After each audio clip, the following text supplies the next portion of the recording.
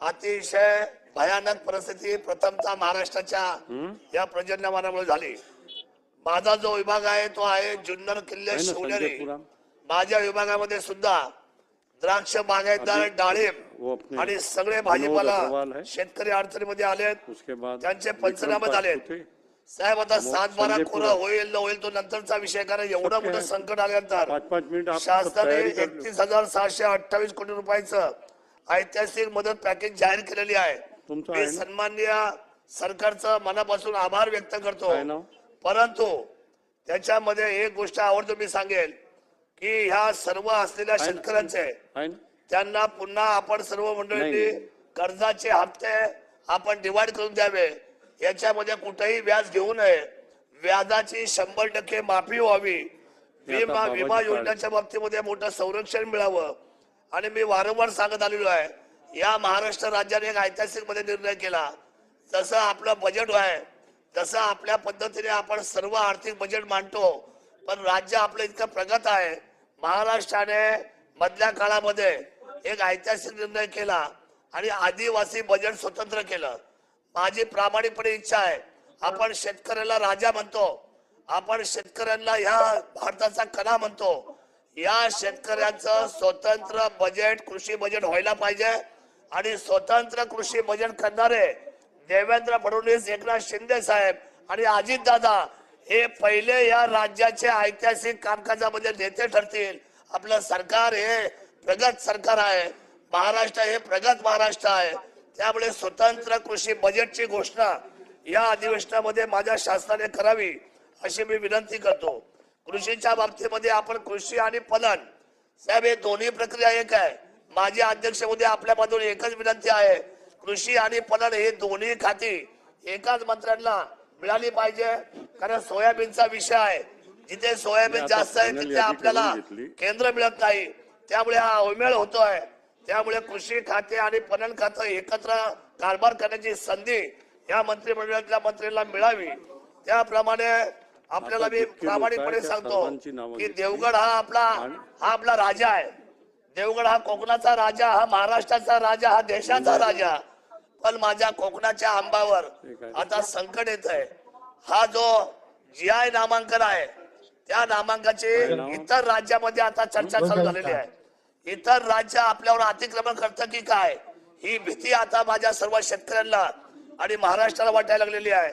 आपल्या संपूर्ण सरकारने संरक्षण द्यावं आणि देवगड हापूसचं नामांकन जगभरामध्ये गेलेलं आहे, त्या बाबतीमध्ये आम्ही कोणीही मंडळी महाराष्ट्राच्या शेतकऱ्यांना वाऱ्यावर सोडणार नाही, ही हमी देवगड हापूसच्या माझ्या सर्व सहकाऱ्यांना, माझ्या सर्व शेतकरी बांधवांना मिळाली पाहिजे। आणि दुसरी महत्वाची गोष्ट अशी आहे, आपण पाहताय की बिबट्याची काय परिस्थिती आहे।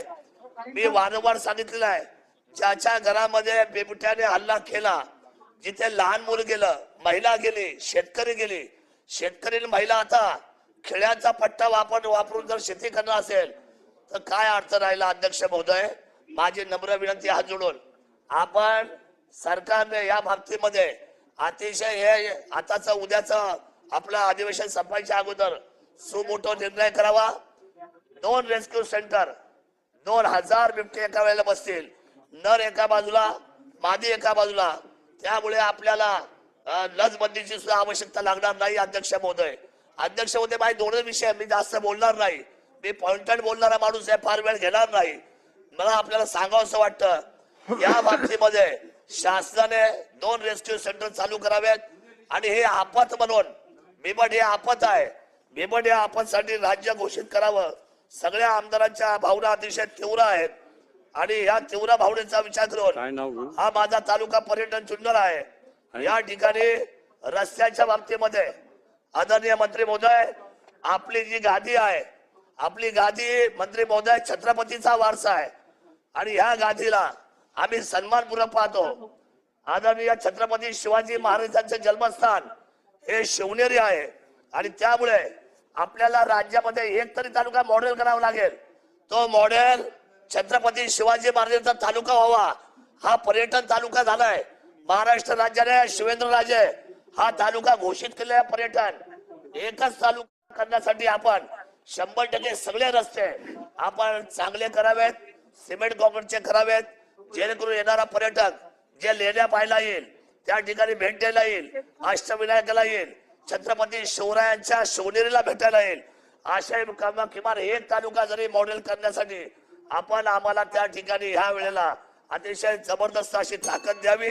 आणि दुधाच्या बाबतीमध्ये 2 मिनिटात संपवतो, 1 मिनिटात संपवतो. बस दुधाच्या बाबतीमध्ये अध्यक्ष महोदय, दुधाच्या बाबतीमध्ये ज्या गोष्टी चालू आहेत ते भेसळ थांबली पाहिजे. शेतकऱ्यांना दुधाच्या असलेल्या जनावरांना जास्तीत जास्त पैसे दिले पाहिजे. आणि सगळ्यात आता एक महत्वाचा मुद्दा, महाराष्ट्रात 84 लाख ग्रामीण कुटुंबाच्या उज्ज्वल भविष्यासाठी केंद्राच्या आणि राज्याच्या ज्या योजना आहेत साहेब, त्या केंद्राच्या आणि राज्याच्या योजना या आमच्या असलेल्या उमेद राज्य महिला कर्मचारी संघटना या थंडीमध्ये 1 मिनिटात संपवतोय, भर थंडीमध्ये रस्त्यावर बसून आहेत. माझी विनंती आहे की या सर्व महिलांना जीवनोन्नती अभियान स्वतंत्र कायस्वरूपी विभाग म्हणून आस्थापनेला मान्यता देऊन उमेद अभियाना अंतर्गत कंत्राटी अधिकारी कर्मचारी यांना शासनाच्या समकक्ष पदाचा दर्जा देऊन कायमस्वरूपी सेवेत समाविष्ट